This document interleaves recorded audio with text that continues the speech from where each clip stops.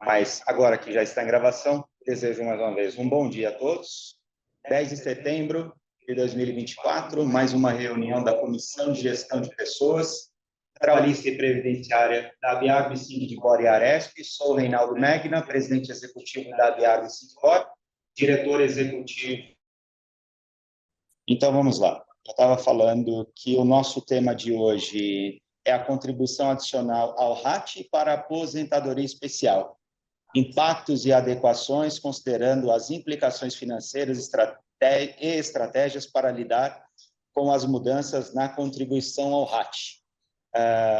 Também será apresentado, ao final da reunião, de forma breve, uma solução de mercado em função da necessidade de cumprimento de uma lei, que é a 14457 de 22, que é uma plataforma de canal de denúncias, né? Tornou obrigatório a adoção deste canal de denúncias nas empresas que têm CIPA.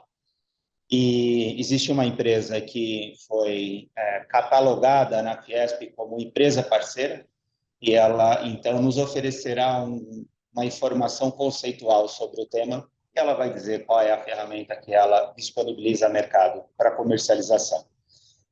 Dito isso, eu vou passar a palavra para o nosso coordenador, doutor Eduardo Silva, da Correia Porto. Seja muito bem-vindo, muito obrigado, e a palavra é sua. Obrigado, Reinaldo, obrigado, Eliel, Aline. Todos me ouvem bem, imagino. Qualquer coisa, dá um sinalzinho aqui para qualquer coisa, eu aumento a voz. Ou só também, não tem muitas alternativas além dessa. É um prazer estar aqui com vocês, até para a gente também vocês e todos os demais associados, é uma grande honra, na verdade.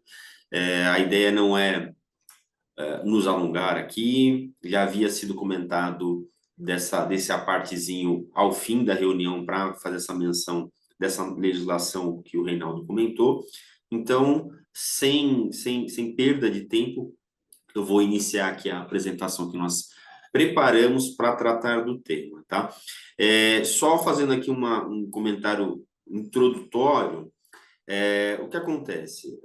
Quando a gente fala de adicional de RAT, aposentadoria especial e outros mais, nós estamos falando aqui, de uma forma ou de outra, de três áreas do direito envolvidas. A gente está falando da área trabalhista, da área tributária e da área previdenciária. Cada um com sua nuance, porém interrelacionados, relacionados aqui a esse ponto.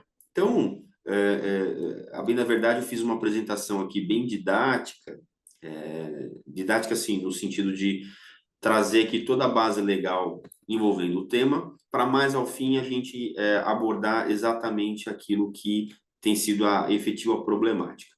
Vou compartilhar aqui a minha tela. Então vamos lá, aqui é só a nossa folhinha de rosto clássica, né? Bom, por uma questão, de novo, né, todos estarmos situados na mesma página, sabemos que a legislação brasileira é uma legislação confusa, muito positivo seria se nós falássemos apenas de Constituição Federal e lei. Mas, no final das contas, nós temos decretos, regulamentos, portarias, atos e outros mais. Então, é importante que estejamos todos na mesma página. Bom, iniciando aqui, falando Só um segundo, gente. Falando da caracterização na lei a respeito da aposentadoria especial. A aposentadoria especial, ela está prevista no artigo 201, parágrafo 1º, inciso 2 da Constituição Federal, e via de regra, de um modo muito simplista, seria uma contagem diferenciada para fins de aposentadoria daquele segurado, daquele trabalhador cuja atividade exercida por ele, e obviamente dentro de um prazo mínimo estabelecido, sejam aquelas atividades onde ele esteja exposto a agentes químicos, físicos, biológicos, enfim, toda aquela exposição que seja nociva à saúde daquele funcionário. Então, ele terá ali uma contagem diferenciada. Essa é a previsão constitucional. Aí nós temos aqui a previsão da CLT, que é aquela contida no artigo 57, parágrafo 3º, inclusive aqui na própria cabeça, né, no próprio caput do artigo, ele já estabelece aqui alguns anos, né, 15, 20 ou 25 anos, e no parágrafo 3º ele fala da possibilidade da aposentadoria especial nessas situações de exposição nociva, e deixando muito claro que essa característica ela tem que ser efetivamente comprovada e efetivamente por um período alongado. Não pode ser aquela exposição intermitente. Previsão constitucional, previsão na CLT e previsão no Decreto 3.048 de 99, que é o que regulamenta a Previdência Social. São mais de um artigo, tá? Só que de uma forma mais objetiva para caracterizar aqui a aposentadoria especial, temos aqui o artigo 64, parágrafo 1º, onde traz aqui também as condições. Então, no final das contas, a aposentadoria especial, ela existe, ela possui previsão constitucional, previsão trabalhista e previsão nas regras da Previdência Social. Não há o que se discutir com relação a isso, é um direito garantido ao trabalhador. Por sua vez, né, e aí já envolvendo os aspectos de custeio, nós temos aqui o RAT. O RAT é a sigla de risco de ambiente de trabalho, e o respectivo adicional. E aí eu fiz menção aqui das leis, a 8212 e a 8213. De um modo muito objetivo, a lei 8212 é a chamada lei de custeio, é a lei onde traz ali as previsões e as indicações de como vai ser financiada a Seguridade Social. E, por sua vez, a Lei 8213, a gente chama da famosa Lei de Benefícios, né? É a lei onde indica ali as condições, os benefícios do trabalhador.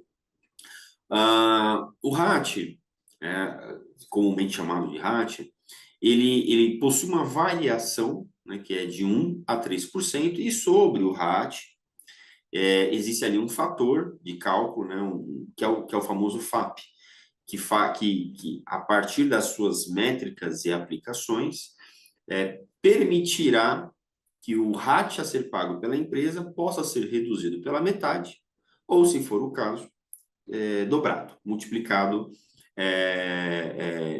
em 100%. E na Lei 8213, artigo 57, parágrafo 6º, existem os acréscimos, que é o famoso adicional de RAT. Então, o adicional do RAT está previsto no artigo 57, parágrafo 6º da Lei 8213, onde traz aqui expressamente de que sobre aquilo que a empresa paga de RAT, que é isso que eu estou aqui mencionado no artigo 22, vai sofrer um acréscimo que pode variar de 6%, 9% ou 12%, a partir da condição do risco envolvido, que supostamente, e aí eu digo supostamente porque isso já vai entrar aqui no nosso ponto de discussão, supostamente esse adicional é o que custearia a aposentadoria especial daquele trabalhador. Bom, fixadas essas premissas de ordem legal e ordem constitucional, toda a discussão que está criando aí literalmente um alarde no mercado é a partir da conclusão alcançada pelo Supremo Tribunal Federal quando ele analisou o tema 555. A gente já teve oportunidades anteriores de esclarecer que esses temas, né, são a designação que tanto o STF quanto o STJ conferem para estabelecer que aquela matéria é uma matéria de interesse, é uma matéria de relevância, que aplica-se ali para enfim, sem números, né, um coletivo de contribuintes, um coletivo, uma sociedade em geral. O que discutia no tema 555? O tema 555 ele discutiu o seguinte: o fornecimento de EPI pelas empresas, ele afasta, ele é um fator, ele é suficiente para afastar a concessão da aposentadoria especial. Então, vejamos aqui de um modo muito simplório. Você tem ali uma empresa, e isso grande, em sua grande maioria, né, a grande maioria das discussões em torno do tema envolve muito aquelas exposições do trabalhador a ruídos, a barulho, né, barulho significativo, um número superior ao que se entende como comum em relação aos decibéis. Então, numa situação dessa, né, numa situação exemplificativa, naquele ambiente de trabalho com muito ruído, se o fato do empregador ele fornecer o IPI, fornecer ali o protetor auricular, devidamente homologado pelo Ministério, pelas normas regulamentares do Ministério do Trabalho e Emprego, se esse fornecimento ele é suficiente, esse EPI ele é suficiente para afastar a aposentadoria especial. Essa foi a discussão que o Supremo Tribunal Federal enfrentou. Em 2015, houve ali o trânsito em julgado, onde se a gente analisa lá o arquivo, né, a gente analisa ali o acórdão, a gente está falando de um acórdão de quase 140 páginas, né, onde, no final das contas, acabou sendo fixada duas teses. A primeira essa que eu fiz questão aqui de mencionar, e isso aqui só está entre parênteses aqui, porque é a transcrição literal do voto do Supremo Tribunal Federal sobre a matéria. Então, a primeira tese é que o direito à aposentadoria especial pressupõe a efetiva exposição do trabalhador ao agente nocivo à sua saúde. O que o STF quis dizer com relação a isso? Aquela atividade onde existe um risco presumido, ela não dá direito à aposentadoria especial. O trabalhador ele vai ter direito à aposentadoria especial quando ele estiver efetivamente exposto a um agente nocivo. E de que forma que você apresenta essa situação? Mediante prova. Então, são laudos, documentos e outros mais que comprovam que aquele trabalhador ele estava efetivamente exposto. E a segunda tese fixada é no sentido de que, ainda que seja fornecido o EPI para aquele trabalhador, não está descaracterizado o tempo do serviço especial para aposentadoria. De um modo geral, especificamente aqui nessa segunda tese, que é essa que acabou reverberando no mercado, o que o Supremo disse? O Supremo disse o seguinte: mesmo que a empresa forneça o EPI, esse equipamento ele não é suficiente para descaracterizar o risco que o trabalhador está exposto. Basicamente isso. Então, mesmo com o IPI, se for devidamente comprovado que o trabalhador ele continuava exposto a um risco, a um agente nocivo à sua saúde, mesmo com a declaração da empresa lá no famoso PPP, né, que é o perfil profissiográfico previdenciário, ainda assim não está afastada a possibilidade do trabalhador buscar, do segurado buscar e discutir, mediante comprovações, mediante laudos, que ele tem direito à aposentadoria especial. Isso foi o que o Supremo Tribunal Federal disse. Bom, aí começam as interpretações. A partir daí, a partir do que o Supremo disse, a Receita Federal ela editou esse ato declaratório interpretativo número 2 de 2019. Para quem não é familiarizado ao tema, a Receita Federal ela possui ali diversas normativas internas. Soluções de consulta, atos declaratórios interpretativos, atos declaratórios executivos e diversas outras que embora não necessariamente vinculem o particular, vinculem o contribuinte, ele é de atendimento, ele é de vinculação aos funcionários da própria Receita Federal. Então, esse ato declaratório interpretativo é uma norma infralegal, é uma norma secundária, mas a Receita Federal ela está atrelada ao seu cumprimento. O que diz? E esse ato declaratório ele é extremamente curto, a gente está falando de 2 parágrafos, sendo que o maior deles é exatamente esse que eu transcrevi na íntegra, que nós transcrevemos na íntegra, que é o artigo 1º. O que a Receita Federal fala é que me permitam fazer uma leitura do artigo 1º. Ainda que haja a adoção de medidas de proteção coletiva ou individual que neutralizem ou reduzam o grau de exposição do trabalhador a níveis legais de tolerância, a contribuição social adicional para o custeio da aposentadoria especial é devido pela empresa ou a ela equiparada em relação à remuneração paga, devida ou creditada ao segurado empregado, trabalhador avulso, cooperado de cooperativa de produção, sujeito a condições especiais, nos casos em que não puder ser afastada a concessão da aposentadoria especial, conforme dispõe o parágrafo 2º do artigo 293 da referida instrução normativa. É longo, mas o que a Receita Federal ela quer dizer, ela procurou dizer aqui nesse ato declaratório interpretativo? Mesmo que as empresas adotem medidas de proteção, e aí aqui a gente está falando tanto os EPIs quanto as proteções coletivas, mesmo que a empresa adote isso, nos casos em que não puder ser afastada a concessão da aposentadoria especial, vai ser devido o adicional. O que a Receita Federal fez? Ela interpretou equivocadamente o que o Supremo Tribunal Federal disse anteriormente. E qual que tem sido o efeito prático dessa interpretação?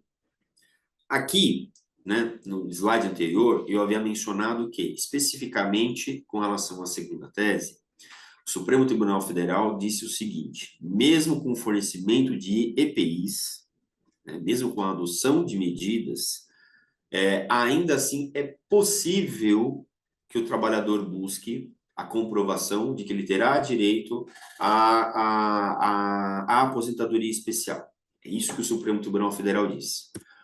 O que a Receita Federal entendeu a partir disso? Que toda aquela situação em que foi concedida uma aposentadoria especial, a empresa vai ter que arcar com o custo do adicional. Em outras palavras, enquanto o Supremo Tribunal Federal disse que é possível a discussão, a Receita Federal acabou dizendo o seguinte: não existe equipamento de proteção coletivo ou individual suficiente para afastar a concessão da aposentadoria especial. Ela acabou criando uma regra a partir dessa interpretação equivocada do que o Supremo Tribunal Federal disse. Então, e aí, de novo, qual tem sido os efeitos práticos? A Receita Federal ela observa que determinado trabalhador conseguiu aposentadoria especial em relação à atividade que ele exercia em determinada empresa. A Receita Federal ela já autua a empresa exigindo o adicional do RAT a partir dessa interpretação, a partir desse julgado individual, digamos assim. E aí, qual que é o ponto principal que isso, de novo, né, repito, porque isso chama muita atenção, tem sido alardeado no mercado. A Receita Federal, ela acaba autuando as empresas, exigindo o adicional de RAT, sem a realização da efetiva comprovação de que existe uma atividade de risco. Então, a partir de por exemplo, de uma decisão judicial tratando especificamente de um trabalhador e da respectiva aposentadoria, a Receita Federal já entende que aquela atividade, aquela empresa, ela deve pagar o adicional, ainda que ela adote as medidas de proteção individual coletiva. Não há mensuração, né? O STF ele disse que é possível a partir de uma comprovação. O que a Receita Federal está dizendo é o seguinte: você tem que pagar a aposentadoria especial, ainda que você adote as medidas de proteção necessárias. Esse tem sido o grande problema. E aí, já trago aqui quais são as problemáticas e os pontos de atenção. Este posicionamento da Receita Federal nesse ato declaratório interpretativo, ele é contrário ao que a própria Receita Federal entende sobre o tema. Quando a gente olha a Instrução Normativa 2110 de 2022, para quem é um pouco mais antigo, podemos dizer que é a Instrução Normativa atualizada da 971 de 2009, né, que é onde trazia ali em na grande maioria de sua extensão, todas as discussões envolvendo previdência. Ela traz ali no artigo 232, parágrafo 2º, a expressa previsão de que a contribuição adicional não será devida quando existirem as medidas de proteção coletiva individual que neutralizem ou reduzam o grau de exposição do trabalhador a níveis legais de tolerância. A própria Receita Federal trouxe essa previsão. Então, o posicionamento do ato declaratório interpretativo, ele viola, né? Ele vai em confronto do que prevê a Instrução Normativa 2110 de 2022. E outro ponto de atenção que é uma problemática. Esse posicionamento nessa ADI, nesse ato declaratório interpretativo, ele interpretou equivocadamente, como eu havia mencionado, o posicionamento do STF. E aí, olha o que é interessante. Eu fiz menção aqui de transcrever um trecho do acordo, um trecho das discussões de julgamento, quando o STF discutiu o tema 555. E aí aqui, esse trecho aqui é um trecho mencionado pelo ministro Teori Zavascki, quando ele fez comentários sobre o voto do ministro Roberto Barroso. E aí ele faz uma diferenciação fundamental para a discussão. E aí eu faço questão aqui de fazer a leitura. O que o ministro Teori disse? Nós estamos tratando de uma outra relação, que é a relação de natureza previdenciária que se estabelece entre o empregado segurado e o INSS a respeito do direito à contagem especial, à aposentadoria especial. Essa relação, obviamente, não pode ser vinculada à relação tributária, e o próprio ministro Barroso citou no item 28 do seu voto. O que isso quer dizer? Uma coisa é nós estarmos discutindo o direito, a relação jurídica entre o trabalhador e o INSS, onde vai ser ali discutido o direito ou não à concessão da aposentadoria especial. Uma outra situação é uma outra relação jurídica que não tem relação, é aquela existente entre a empresa e o INSS e a Receita Federal. A relação previdenciária existente entre o segurado e o INSS, ele não guarda relação com a relação tributária, né? A relação de custeio existente entre a empresa e o próprio INSS e a própria Receita Federal. São situações distintas. Então, a partir daí, não se pode interpretar o que o STF disse para chegar naquela conclusão desse ato declaratório interpretativo. Essa é mais uma problemática, um ponto de atenção que achamos interessante fazer aqui a menção. Prosseguindo, recentemente mesmo, né, a gente está falando aqui de poucos dias atrás, a Receita Federal, para a maioria das empresas, há alguns anos, né, especialmente de uns 2 anos para cá, eles têm observado medidas do executivo, medidas do legislativo, no sentido de auxiliar as empresas no pagamento dos seus tributos. Então, aí temos aí a transação tributária, temos os parcelamentos incentivados e temos também a autorregularização tributária, que é um programa da Receita Federal que permite que a empresa ela se regularize, né, ela declare que de uma forma ou de outra, sob determinada situação, ela estava adotando um procedimento equivocado, então ela se autorregulariza, e em cima dessa autorregularização, aqueles tributos incidentes poderão ser pagos ali de uma forma facilitada, com alguns descontos. E nessa apresentação da Receita Federal sobre a autorregulação tributária, ela fez questão de trazer essa situação como uma daquelas que o contribuinte deve sim fazer essa regularização. Então, ela fez a menção de que, em outras palavras, o tema 555 do STF e a ADI, o Ato Declaratório Interpretativo 2 de 2019, eles estariam em consonância. Então, as empresas que não estão recolhendo o adicional de RAT nessas situações, especialmente aquelas que possuem trabalhadores que conseguiram uma aposentadoria especial, elas devem aderir a essa autorregularização e recolher os tributos devidos. No entanto, e aí o ponto de atenção, a Receita Federal, quando ela faz essa menção, ela propositadamente, né, ou não, enfim, acreditamos que sim, ela deixa de observar que nós estamos tratando de uma matéria de fato, uma matéria de prova, né? E aí já fica aqui um ponto de atenção para as empresas, especialmente aquelas que exercem atividades, possuem atividades que podem gerar esse risco. A existência e a produção, se for o caso, de laudos técnicos que atestem a eficácia dos EPIs, no sentido de afastar os efeitos nocivos, sim, podem conferir amparo para discutir o não recolhimento do adicional do RAT. Então, em outras palavras, ainda que aquela empresa, aquele contribuinte, tenha ali algum colaborador, algum segurado, algum trabalhador que tenha conseguido direito à aposentadoria especial, isso por si só não se presta para compreender que a empresa deve recolher o adicional de RAT. Então, diante de uma discussão, eventual fiscalização e autuação, a existência de laudos técnicos que atestem essa eficácia são elementos fundamentais. Nós não mencionamos aqui, mas o CARF, que é o órgão de julgamento administrativo da Receita Federal, de fato, ele possui, em sua maioria, um entendimento desfavorável aos contribuintes. Mas o entendimento em sua maioria não é um entendimento unânime.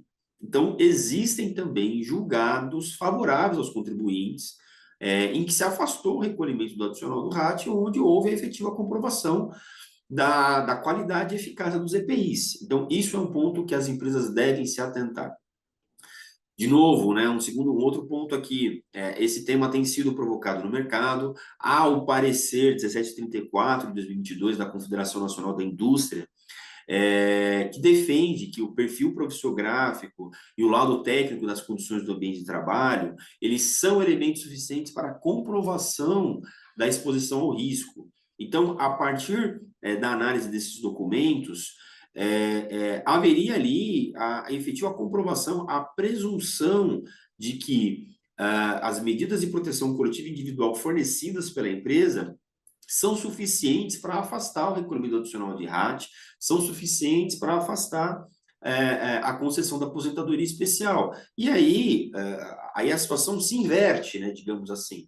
Aí seria a Receita Federal, o próprio trabalhador, né, nas suas respectivas relações jurídicas, que tem que comprovar que o que está escrito ali no PPP, o que está indicado no PPP e na LTCAT, não são suficientes, não condizem com a verdade a ponto de fazer essa exigência. Bom, o tema ele é extremamente aquecido, tanto que existe um projeto de lei, que é o projeto de lei 42 de 2023, onde o Congresso ele pretende regulamentar a previsão constitucional da concessão de aposentadoria especial. Porque hoje, o que nós temos?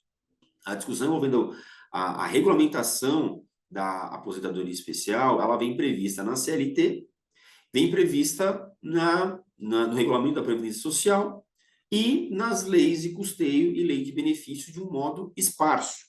A ideia do projeto de lei é efetivamente trazer uma regulamentação específica para essa concessão. E dentre os pontos que vêm sendo discutidos, né, fiz menção aqui àqueles que mais chamaram a atenção, seria a responsabilidade da comprovação pelo trabalhador de que ele está efetivamente exposto a um agente nocivo, em que aqueles EPIs que ele recebe, ele efetivamente não são suficientes para neutralizar o risco, né?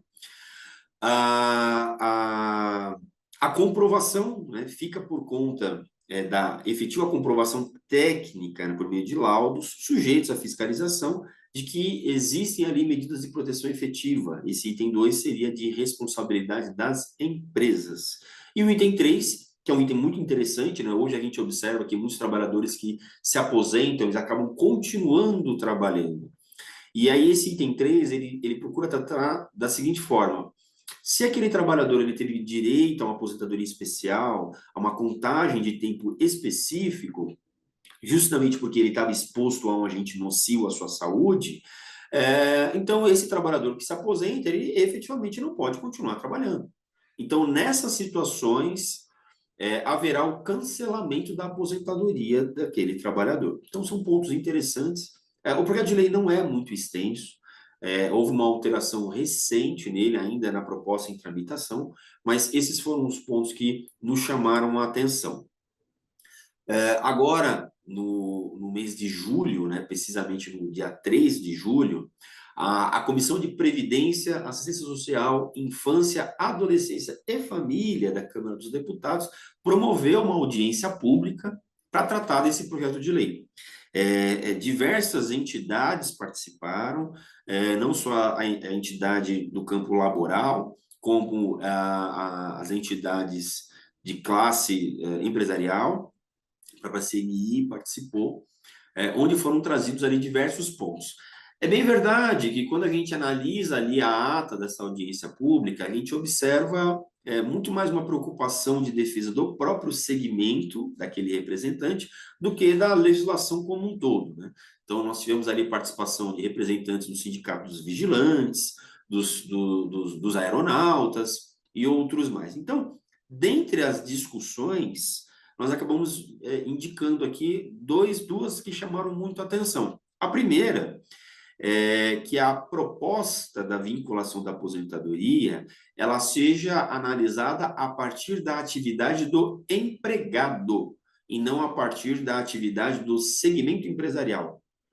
Então, ainda que você tenha aí um segmento empresarial que de uma forma ou de outra te submete a um determinado risco, não é por si só necessário, não é por si só suficiente para caracterizar o direito à aposentadoria especial e, por sua vez, o recolhimento adicional de RAT, mas sim a atividade do empregado. Então, haverá aí um critério objetivo e, ao mesmo tempo, subjetivo, analisando caso a caso. E um ponto 2, que foi uma proposta de alteração de redação da lei, que seria aqui a inclusão do artigo 58, parágrafo 2º-A, no regulamento da Previdência, onde acaba conferindo maior segurança para as empresas com relação às medidas de proteção coletiva. Então, nós temos aqui faço questão aqui de mencionar o que está escrito, que seria o seguinte: fornecimento de equipamento e tecnologia de proteção coletiva ou individual pelo empregador e o seu uso pelo empregado, nos termos da legislação trabalhista e da regulamentação, ensejam a presunção da neutralização da exposição a agentes nocivos ou a sua redução a níveis toleráveis, salvo comprovação por verificação técnica em sentido contrário. Em outras palavras, está presumindo que o investimento da empresa na proteção do trabalhador, e tudo isso nos termos das normas regulamentares do Ministério do Trabalho e Emprego, legislação trabalhista e outros mais, por si só já presumem que o risco está neutralizado ou bastante reduzido, o que afasta por si só aquele direito da aposentadoria especial, salvo comprovação em contrário. Então, de um modo, analisando aqui todas as discussões, os julgados, os posicionamentos, a ideia é que afaste aquela responsabilidade presumida das empresas, a ponto delas terem que recolher o adicional de RAT, e inverte esse ônus para que Receita Federal, para que empregado, para que INSS, eles que façam a efetiva fiscalização e comprovação de que aquelas medidas não foram suficientes para conferir a proteção, e aí, daí por diante, né, no aspecto previdenciário, garantir aquele direito à aposentadoria especial, e no aspecto aqui tributário, a exigência do adicional do RAT. Meus caros, de um modo muito objetivo, até para não me estender muito aqui a hora, essas eram as considerações que nós gostaríamos aqui de trazer. Então, o que a gente enxerga hoje? A discussão envolvendo tanto a aposentadoria especial quanto a adicional de RAT, elas estão extremamente aquecidas. Existe uma preocupação legislativa de que não se confira regulamentos que, em aspas, aqui, travem ou obstaculizem o direito do empregado a buscar o reconhecimento da sua aposentadoria especial, ao mesmo tempo que também procura-se conferir uma proteção para a empresa para que não seja automaticamente reconhecida aquela atividade, aquela empresa como nociva, e a partir de uma relação jurídica previdenciária cria-se uma relação jurídica tributária. Essa é a discussão Esse é o ponto de atenção, e o alerta que a gente traz aqui é que, infelizmente, essa é a forma que a Receita Federal vem adotando, essa é a forma que os fiscais da Receita Federal estão atrelados, por isso que é fundamental que as empresas elas estejam preparadas mediante políticas de proteção individual e coletiva devidamente atestadas por meio de laudos, não sendo, infelizmente, tá? Pelo menos por enquanto, dentro do cenário atual, não sendo suficiente o PPP e aquele laudo técnico das condições de trabalho que é transmitido ali para o INSS, ali via social e outros mais. Isso chama muito atenção. Infelizmente, nós estamos numa situação dessa. Sabemos que não há um posicionamento pacificado. O parecer da CNI que nós mencionamos na apresentação foi um parecer que era para ser apresentado em um recurso especial, que estava em andamento no Superior Tribunal de Justiça, de forma a ser julgado em repercussão geral. Só que esse recurso especial ele foi desafetado. Em outras palavras, o STJ entendeu que não era o caso de analisar isso de um modo único, né? Para conferir ali uma singularidade de entendimento, e aí, por conta disso, isso acabou não prosseguindo. Então, as discussões jurídicas, jurisprudenciais sobre o tema, elas ainda precisam amadurecer, não há uma pacificação específica sobre essa situação. E no campo administrativo, embora, infelizmente, as decisões administrativas não andam ali favoráveis, não quer dizer que não seja um tema que não deva ser discutido, justamente para que não crie-se essa presunção de atividade de risco a ponto de ter que ali recolher o adicional do RAT. Meus caros, é isso. Desculpe se eu me avancei muito e devolvo aqui a palavra aqui para o Reinaldo e fico aqui extremamente à disposição aqui ou no meu e-mail posteriormente. Obrigado.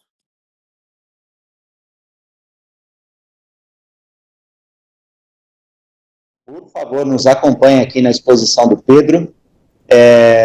Pedro Miranda, ele é diretor comercial da Contato Seguro.